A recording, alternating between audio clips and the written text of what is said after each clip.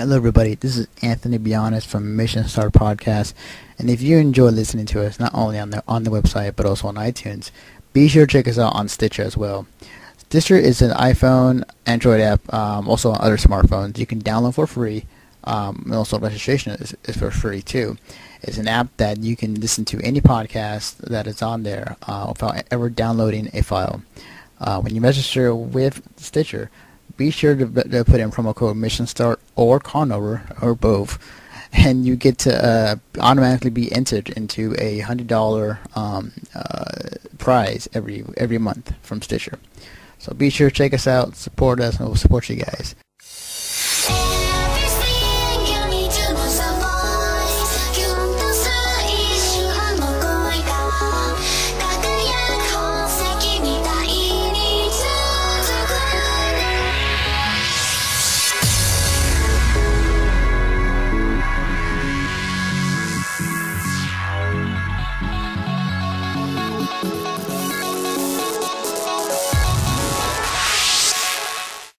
Hello, everybody. This is Anthony Bionis from Mission Start Podcast, and we have another episode of the Conover. With me today is one of our new members to the site, Liz. Hi. Hi.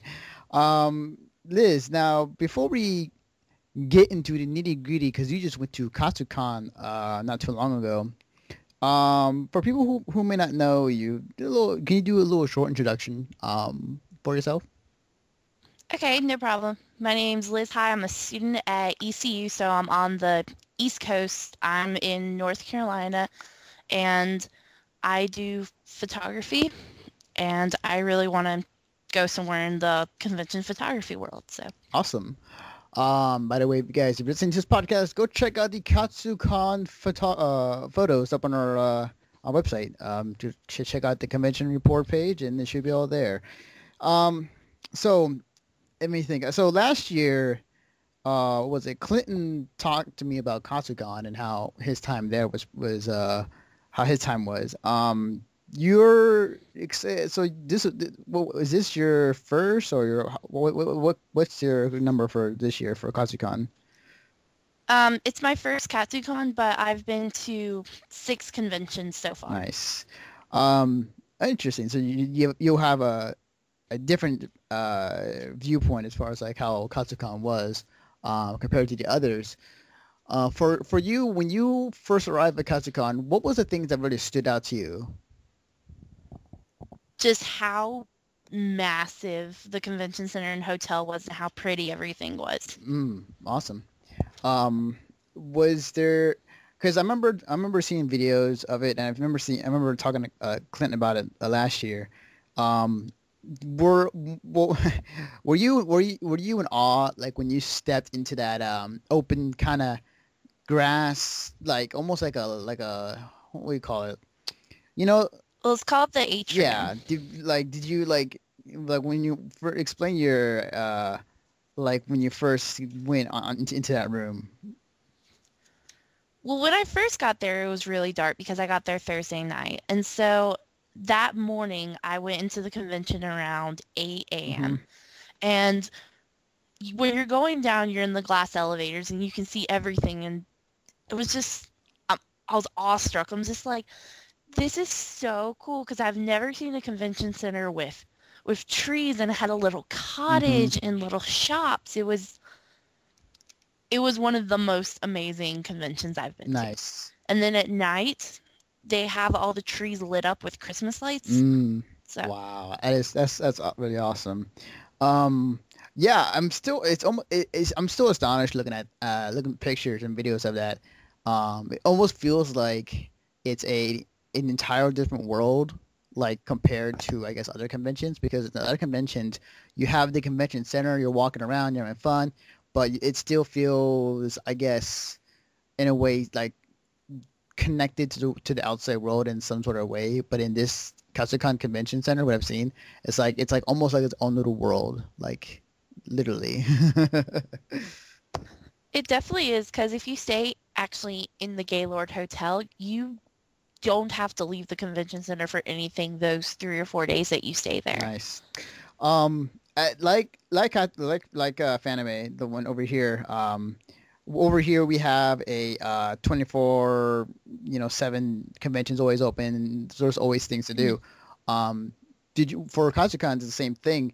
Was there how long did you stay up on the nights, and was there anything particularly you wanted to stay up for?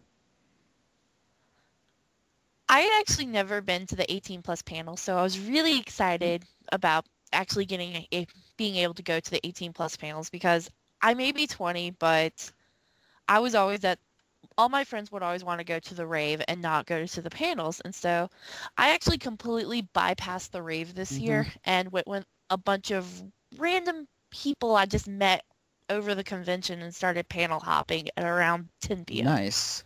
Any particular panels that you really love during that night or nights? There was this one panel called, I can't remember the exact name of it, but it was basically Jerry Springer Anime Edition. And they would call random people up from the audience to act out the different characters. And there was no script, so it could literally go anywhere. And one of them was um, Peach had been cheating on Mario with Bowser, and like he would just call it a random character. Do we have like Chung-Li ended up being one of them. It was the biggest video game crossover ever. And apparently Peach ended up running off with Chung-Li in the end and having an awesome lesbian relationship. And we're all just kind of sitting there going, what? Oh, that is so awesome. It is like it's an improv type of thing. Yeah, it's completely improv. Oh, that's so sick. Awesome. What was it? Was there anything else that you found pretty awesome? Not only night, but like panels and just in general. There was one panel that really kind of, I think, hit the entire convention hard. There was one panel called the It Gets Better Anime Convention Project, and it was done by Greg Ayres, Mm-hmm.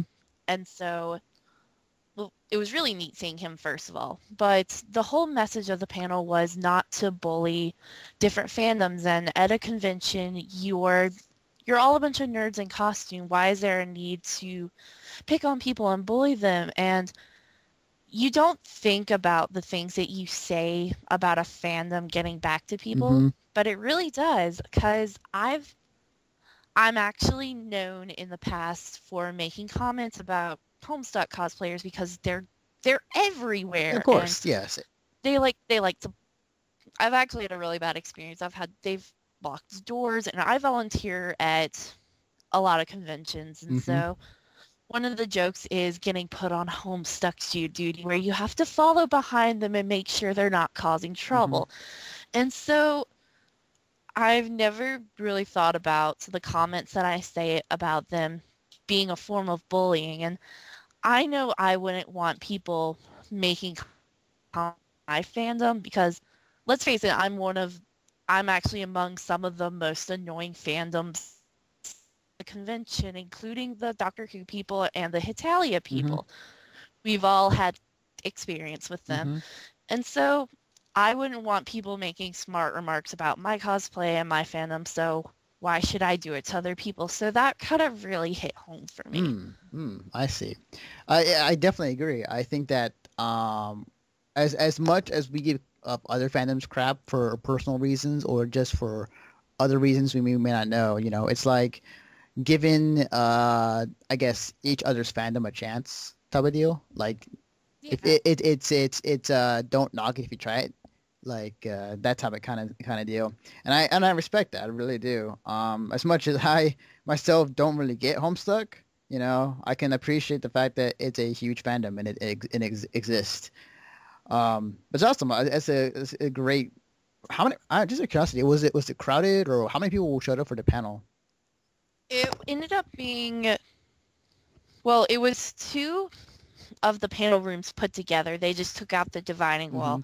It was live room 10 and 11, which is a huge room. It's the same room that they use for the Yaya Han Sociology of Cosplay Hmm. panel, which that one was standing room only. Hmm. This room there was seats left, but only maybe like 10 out of the 50 to 70 seats available in that room. Oh wow, So okay. Awesome. So it was a good number that showed up. That's cool. I really respect that. That's awesome. Okay. Uh so this was your first time walking around Katsucon. So when you checked out each room, the panel room, the game room, the whatever room you went to go check mhm. out, um as far as like the scene there, like how was everybody there? Like how were the cosplayers and how were I guess staff in general? S- Staff was pretty nice. Anytime I had a question, they were there to help, just the way they should be. And I've never really had a con where the staff was kind of uptight and mean. And so I, the staff was pretty friendly and the cosplayers were amazing. Mm, There were so many really, really good cosplays, like amazing professional seamstress quality that these people had made. And usually I can look at a cosplay and say, oh, that was made. Oh, that was bought. But like I would be sitting behind somebody, I'm like, I can't tell if they made that or not. That's incredible. Until you got to actually talk to somebody, which I talked to a massive amount of cosplayers because I technically went to the convention by myself. There were a few people from my college's anime club there, but I really didn't associate them throughout the hmm weekend. So Awesome. Um, the funny thing is that I mean, like, I've never been to any East Coast conventions, at least not yet. That may change next year. Um, and I've always had like I know there's great cosplayers out there, but always figured that if there was any cosplays that people would like really like want to debut or like are like the best at, like it would be like over mhm. here in California and at anime or at LA or AX or Fanime in San Jose. But it's cool that it's pretty awesome to hear that there's some really great cosplayers out in the East Coast as well. Was there any particular cosplays that stood out to you that you like really like? It was just in awe just looking at it.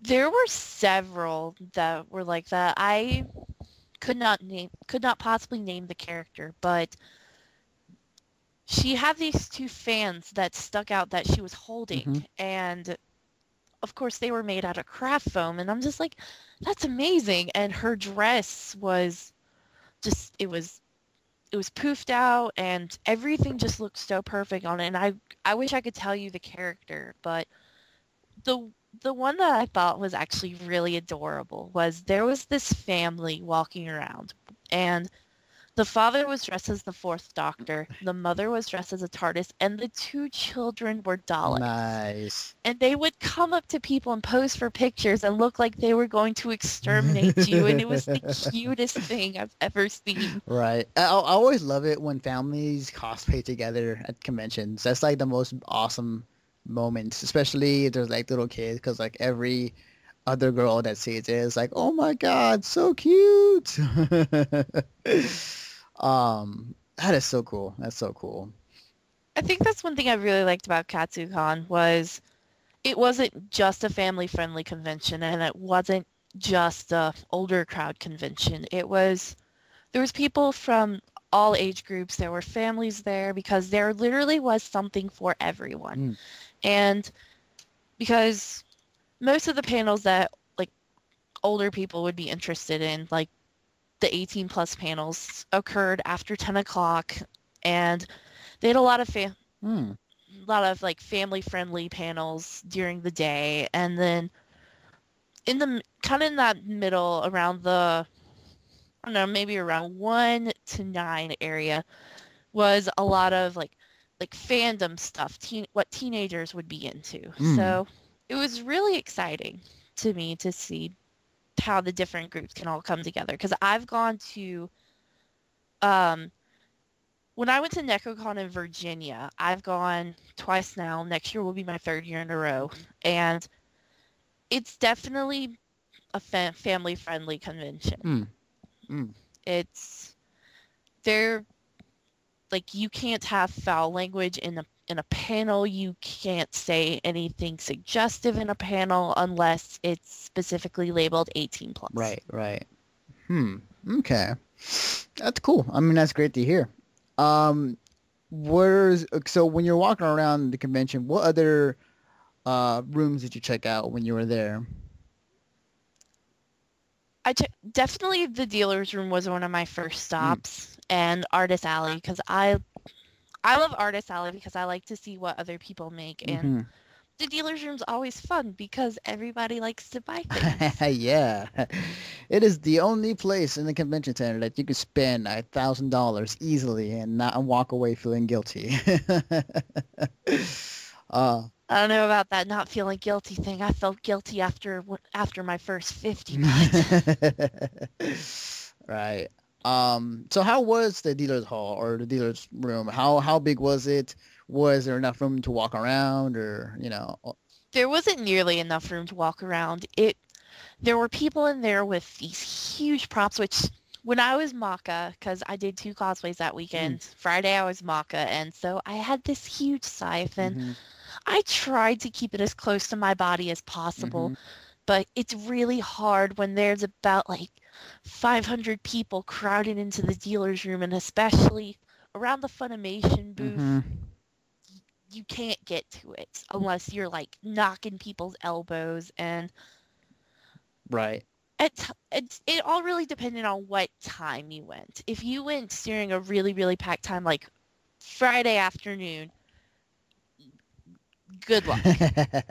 Sunday was a lot better. Sunday is always my favorite day to go to the dealer's room because they're more willing to make deals. There's not as many hmm people. Yeah. I definitely agree. For me, when I went to any convention over here in California, Sundays are the best times if you have big props to walk around. The dealer's hall if you want to go buy something. I tried one time. I dressed up as the engineer from Team Fortress 2. So I was carrying around my wrench the entire time, and it wasn't, nothing too big or anything, but walking around the convention center carrying a bag to put my stuff in, and then putting it down every time I want to take a picture in the middle of a crowd does make it tedious and kind of makes it hard. So yeah, I could definitely see what you're saying. Um, It was kind of interesting trying to walk around with my Hitalia flag because I was the nation of Greece, and so I had this big long flagpole with the Greece flag hanging off it. mhm. As soon as I went into the dealer's room, the first thing someone did was step on my flag. It sucks. Yeah. Um, Speaking more of the dealers hall, how many vendors were there, and how big, just by at least eyesight, how big was the dealers hall? I thought it was pretty big. It was about the size of, I don't know, guesstimated maybe about 3 or 4 panel rooms Oh, big. okay. And there were a lot of dealers in there, but they were all kind of, in my opinion, really kind of smushed together because there were so many of them that applied to go. Hmm. Okay. Interesting. Um, so as you're walking around the convention center, you're seeing, all these people having fun, doing their thing. Was there any weird moments or anything to kind of particular that stood out that was just like you just happened to be there and this moment just happened to just appear right in front of you? Um, that's really hard because a lot of really interesting stuff did happen. But I think my favorite thing, I don't know if this is kind of what you're talking about, but of course the Jewish Youth Convention was over at the other side of the convention center. We Mm, were sharing the hotel, right. and two of the parents were downstairs in the atrium by the restaurant. I was walking by and I was posing for a picture, and when I got done posing for the picture, these two mothers come up to me and they're just like, "What is all this? I'm so confused."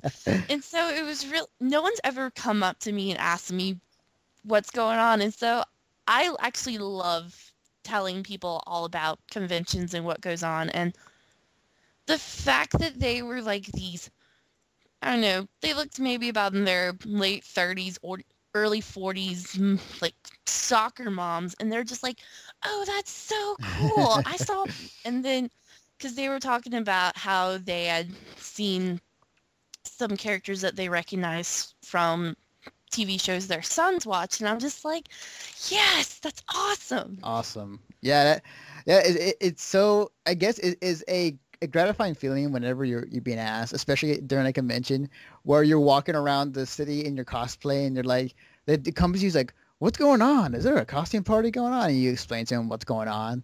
That feeling is awesome. Walking around DC with that huge scythe trying to get from Union Station to the Gaylord was the most interesting experience of my Oh, life. I can only imagine. Because I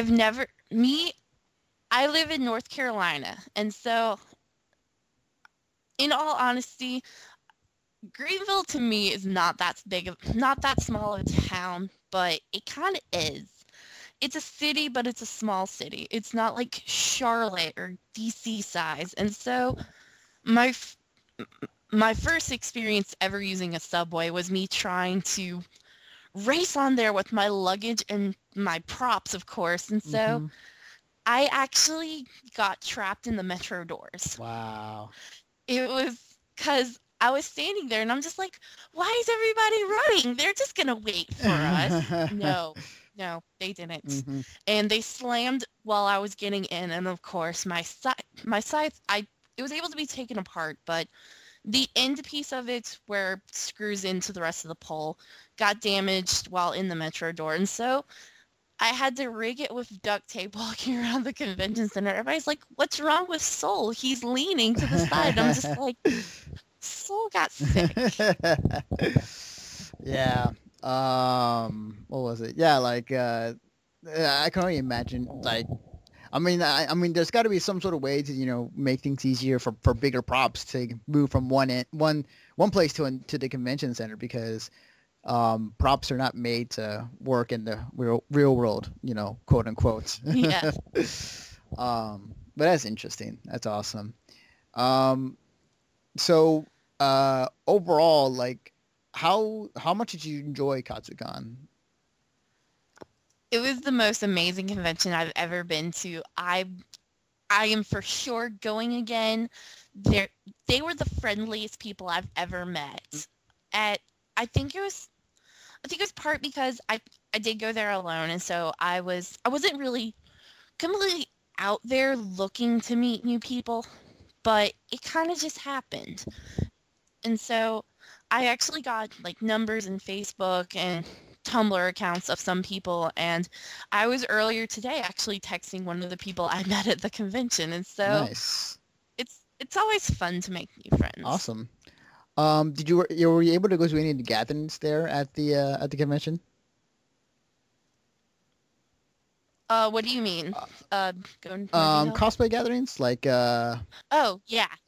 I actually went to several of them. I actually, literally 2 days before the convention, I pulled a Fiona cosplay just out of nowhere nice. because I already had the skirt, I already had the shirt, I made the hat, and I made the book bag because I just wanted to go to that cosplay gathering so badly. Mm, And so I went to that one, and there were actually two for the Hitalia fandom. And so I went to both of those, and that was a lot of fun. I met a ton of people in that fandom, and Soul Eater didn't really have a set meetup, but every person that was around my age that I did see cosplaying, we ended up talking, hanging out, and I actually ate dinner with one person who was dressed as Black Star, one person that was dressed as Spirit from the TV show. nice. And so they were just randomly standing outside the convention restaurant, and I was talking to them. They're just like, oh, we're meeting up with these random people we also met.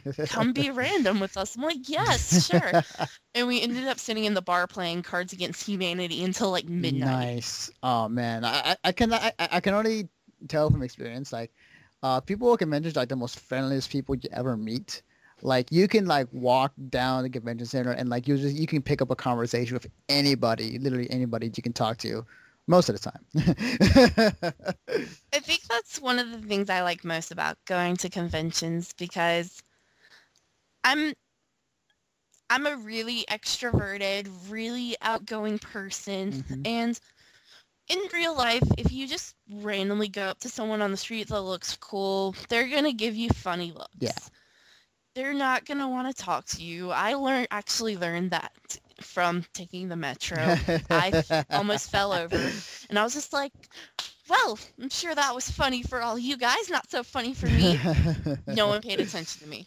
Tried to start a conversation. Mm-hmm. I was looking dead forward, and was like, that's fine. I had a similar story to that.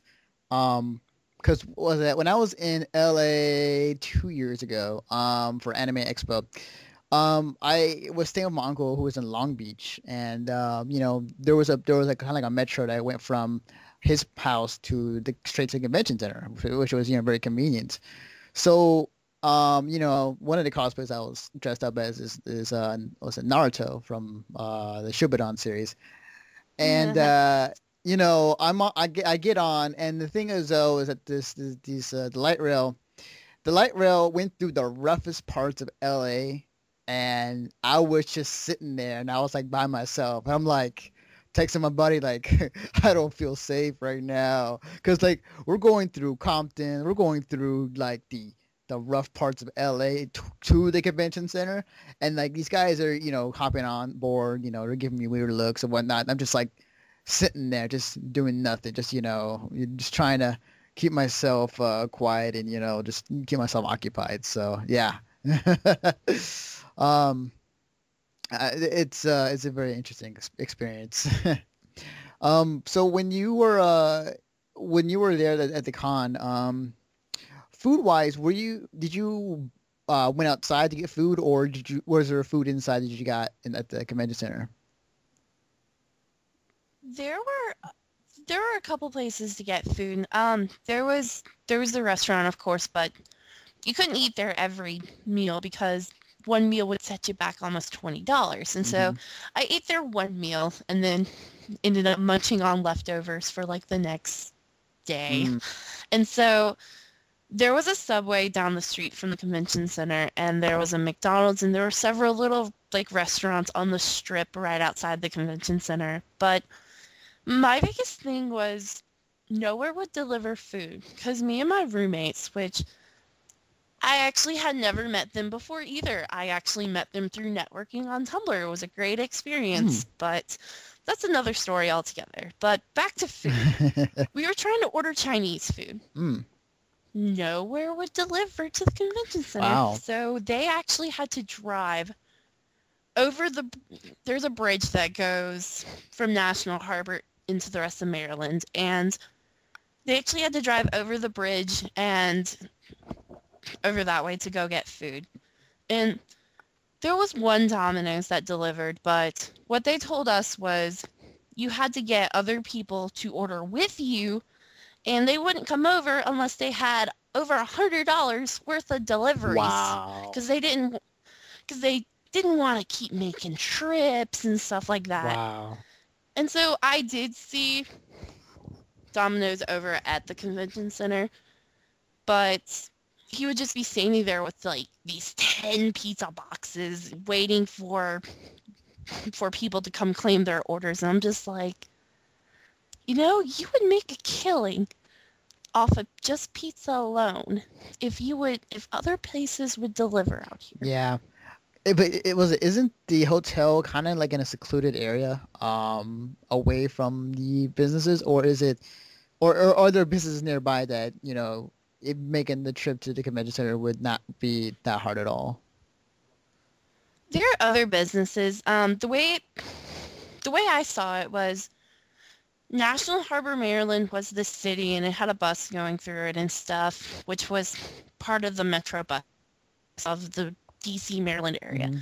And you went over a bridge and like this little area where on the actual harbor, because the convention center actually looked over the harbor. And there was the strip over there, right before you go over the bridge, had like various like businesses. Like there were like shops like you would see like downtown and places, and little coffee shops and bistros, and there was actually this really good Mexican grill that I ate at once there. And there are actually about 4 other hotels that surround that little strip. Like there was a Hampton Inn, there was a Residence Inn, there was, I can't remember what the other one is, and then there was the Gaylord. So Okay. So there was at least a decent amount of places that were nearby, but it would have helped if they had delivery. yeah. Okay. All right. Were you able to manage to check out any of the other rooms at the Gaylord or Katsucon? I went into the game room very briefly, just kind of see what was there, and there was actually there's a lot larger variety than I was used to. I'm used to at conventions because I normally go to a lot smaller conventions, about 5 to 7,000 people at most. And so, because that's kind of the biggest for around the East Coast area, because Katsucon is the second largest convention on the East Coast. Otakon is the first one with 30,000 people, because Katsucon has 13,000 people. And I think I was just shocked about how many people were in there and the overall amount of different kinds of games. There were racing games, there were like Super Smash Brothers, like everything you would normally expect, like Call of Duty. And was there a PC area in the game room? if there was, I didn't see it. There probably was, I just didn't see it. Right. Because I walked around very briefly. I see. Okay. Cool. I'm filling up empty space. So I'm trying to think, what else can I ask? Okay, so I think I'll ask real quickly because like you've written in a review and you talked about it a little bit about it. So the main issue I think that people had with the convention was that what happened with, you know, 2 different cultures colliding, aka the cosplayers and the anime goers versus the youth group, the Jewish youth group that was there. So can you explain what exactly was happening, or kind of, you know, hearsay what, you know, the ramblings of what was going on at the convention center? What happened was it just got double booked. And they were trying to completely segregate the 2 conventions. Like they were just saying that the Jewish youth group had to stay on their side and we had to stay on our side. And it got really complicated when there were things such as trying to go to the parking deck to get your cars. I know the people with Katsucon, we had to walk all the way around the Gaylord, all the way outside and around to get to the parking garage, because the entrance to the parking garage was on the name of their organization was the BBYO. And so it was on the BBYO side. And we would actually get in trouble for taking the wrong elevator down. Because that actually happened to me. I took the elevator down from my hotel because I was just like, my hotel room, I was just like, oh, the elevator's a lot closer than the one that's always crowded down at the atrium. I'll just use this one. It led straight down into the middle of the BBYO convention. Oh, wow. And I was walking through it, and I was just like, okay, everybody come, move out my way, I got props coming through. And the Katsucon staff was just like, what are you doing here? Because they were standing as like a blockade between the 2 cons. I'm just like, I took the wrong elevator. And I was actually threatened to revoke my pass if I came back there again. Oh, wow.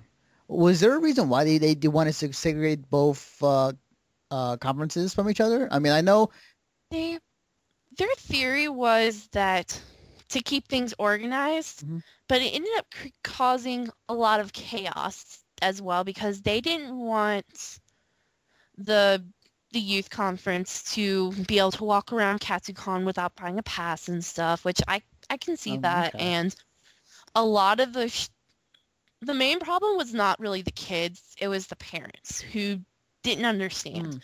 Because I've heard stories from several people that I actually talked to where they've had experiences where the parents that were chaperoning the different groups of the Jewish youth group would tell them to get away from their children, that they were heathens and stuff.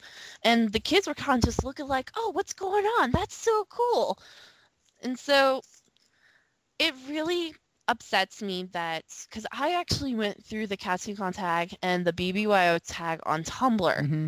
and everyone from Katsucon was talking so much crap to the people there, and they got a lot. They're getting a lot of hate mail and a lot of like cyber. I know several Tumblr accounts have gotten a lot of cyberbullying because they said that they were at the BBYO convention, and when they did nothing wrong. And this rumor has not been confirmed or Mm-hmm. denied, and I don't really think it happened because when rumors fly, Right, right. they go everywhere. Of course, of course. Apparently, there was a sexual assault on a cosplayer from the series Panty and Stocking with Garter Belts. It was a Scanty Mm-hmm. cosplayer. She's for anyone that doesn't know, she's a red character, and she wears kind of a skimpier outfit, Mm-hmm. and it's black. Well, apparently they ripped down her top in the middle of the convention floor and were laughing at her, throwing things at her, and calling her a heathen, which Mm. I actually talked to a couple of the kids that were at the other convention, and they were really sweet people. I really don't see a group of religious teenagers at that, doing something to a fellow Yeah, person. because I'm thinking like first off, Scanty, her cosplay, even though it is skimpy, like It's not that bad. It covers yeah, everything yeah, you I'm not need. talking about like how it looks, but like I'm just thinking like trying to rip it off. Like, isn't like the costume kind of tight to the body anyways? So Yeah, it'd be kind of hard to try and rip it off unless unless the people were like really strong, and even if it did happen, you would somebody obviously it's at a Katsucon convention, people would have seen this, and like and staff would have been all over that so quickly because there was staff walking around everywhere, and somebody would have reported it, and I'm pretty sure the girl in question that it happened to would have reported it. definitely, yeah, it probably, yeah, definitely. But yeah, because like I was kind of like outside looking in. I was like do my own thing on a website, whatnot, and I heard about this entire event. It's like, what? So I looked into it, read your review, and um it sound from talking to you, it sounds like it wasn't the kids really at all. It was more or less the parents that were just did it, just I guess. They didn't Yeah, understand what was going on, and they didn't really want to yeah, understand. to put it politely, yeah. But wow, and then was it afterwards, after the convention was over? Like, I heard that the BBYC group was banned from the convention center. Yeah, that's actually been confirmed by the Gaylord Hotel that they have been, because they caused $10,000 worth of damages, Wow, and which it's really hard to get banned from a it convention. really It is. really, because Katsucon in the past years, apparent 3 years in a row, I've I've done research on this. I've read stories. Hmm. 3 years in a row, the whole atrium flooded Oh, I remember that because story too. My friend told me about that. Oh. and Katsucon still didn't get banned for that. And the outside, apparently the convention center caught fire. Mm. I was asleep during all this. I completely slept through the fire alarms going off. It's really sad. Mm. But I have friends who were down there when it was actually going on, and everyone's joking around saying they're going to screen print t-shirts saying, I survived the Great Katsucon fire. But what happened was there's a lot of rumors saying that the BBYO started it. No, they did not. It was an electrical stairs that it melted some of the siding off of the convention wall. That's about all that happened. Okay. Wow, that was okay. That's interesting. Um, I think my last question for you then is that out of your entire experience that you told me and how much fun you had, was there anything you took away that you want the convention to improve upon, or was there anything that you didn't like about the convention?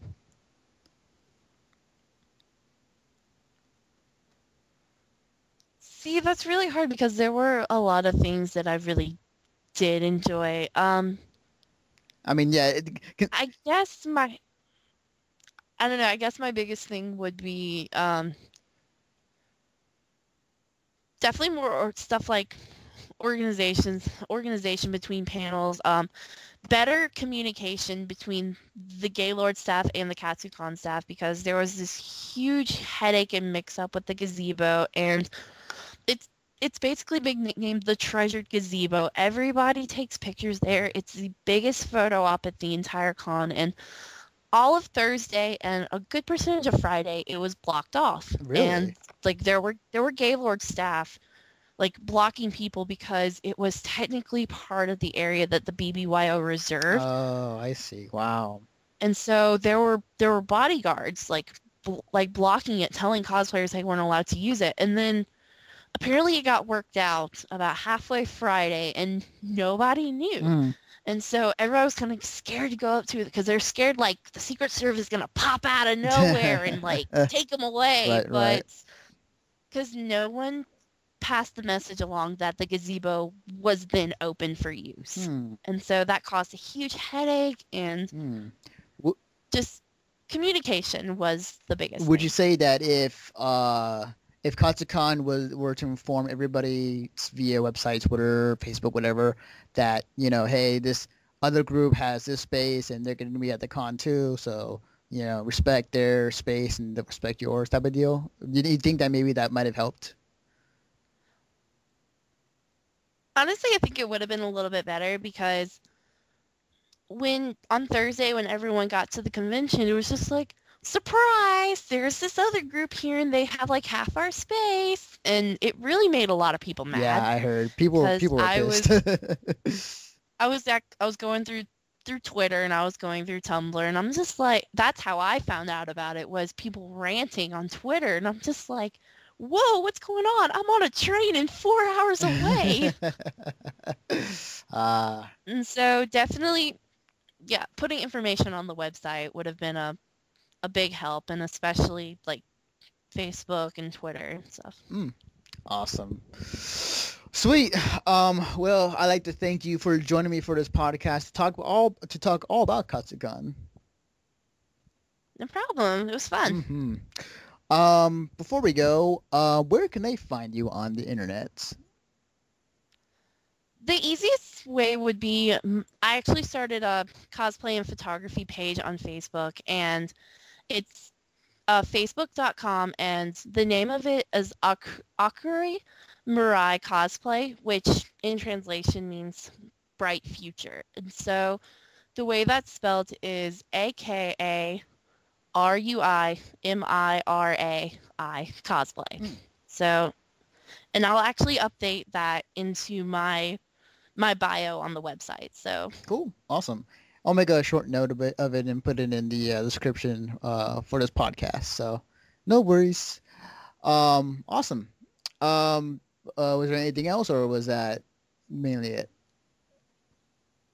I think that's basically it. So Okay, cool. If you want to follow me, you can follow me on Twitter at Defective Naruto. You can follow everything, including this podcast, on our website, missionstartpodcast.com. You can follow all of our social sites right in the front page. You can check out our video coverage of Katsucon. Also, check out the report that Liz here did for us, which was awesome. And I mean, technically I have Twitter, but I just never post anything, so there's no point in following me. right, it's cool. Yeah, just check out all the coverage we've been putting up lately from both Katsucon and over here in Anime on Display. So yeah, just do that. Anyways, again, thank you, Liz, for joining me for this podcast. No problem. And with that, we say goodbye, and we will see you all next time.